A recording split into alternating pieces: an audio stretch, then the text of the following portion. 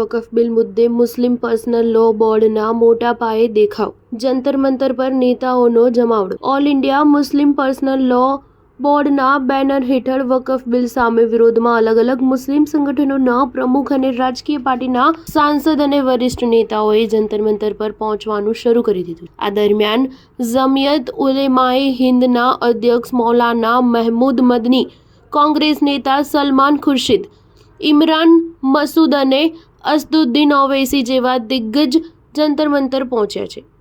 AIMPLBના ધરણા પર પ્રતિક્રિયા આપતા વકફ જેપીસી અધ્યક્ષ અને ભાજપ સાંસદ જગદંબિકા પાલે કહ્યું કે જંતર મંતરનો વિરોધ રાજકીય પ્રેરિત છે। આ વિરોધ સુનિયોજિત પ્રકારે કરવામાં આવ્યો છે, જે રાજકીય ઘર્ષણના કારણે છે। વિપક્ષના લોકો તુષ્ટિકરણની રાજનીતિ કરી રહ્યા છે। તેમણે AIMPLBને સવાલ પૂછતા કહ્યું કે કઈ વાતને લઈને વિરોધ થઈ રહ્યો છે।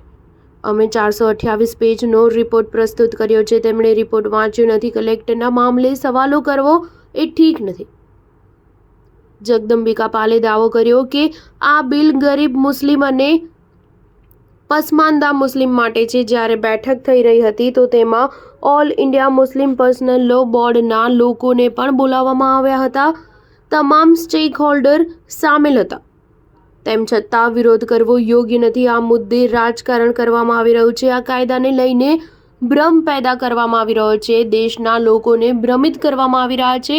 દેશ અને રાજ્ય કાયદાથી ચાલે છે। 370 સમયે પણ લોહીની નદીઓ વહેવાની વાત કરવામાં આવી હતી, પરંતુ જમ્મુ કાશ્મીરમાં એવું કંઈ ન થયું। ટ્રિપલ તલાકના સમયે પણ જંતર મંતર પર વિરોધ કરવામાં આવ્યો હતો। જેમ પહેલાના સંશોધન દેશના ભલા માટે કરવામાં આવ્યા હતા, તેમ વકફ પણ દેશના ભલા માટે કરવામાં આવી રહ્યું છે। ચા ન્યૂઝ 7 હંમેશા સચ્ચાઈની સાથે।